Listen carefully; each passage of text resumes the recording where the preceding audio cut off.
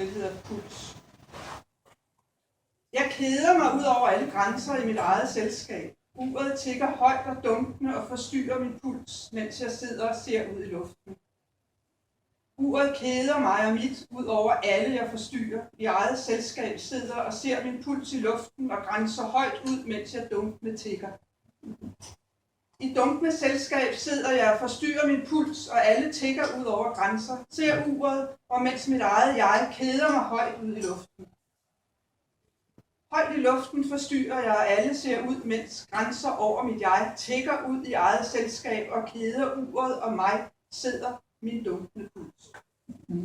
Det var det hele.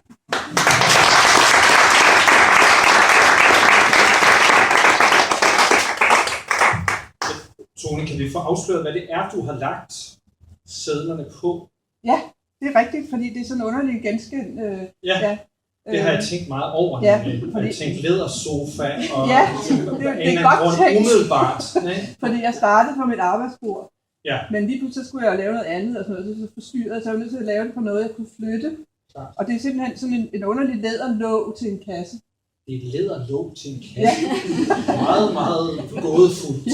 Men dog altså afsløret i en vis grad. Men det var tæt på det der med lædersofaen. Ja, okay. Ja. Men læder var rigtigt. Ja. Poesi på læder. Ja. Godt. Tusind tak. Næste oplæser, det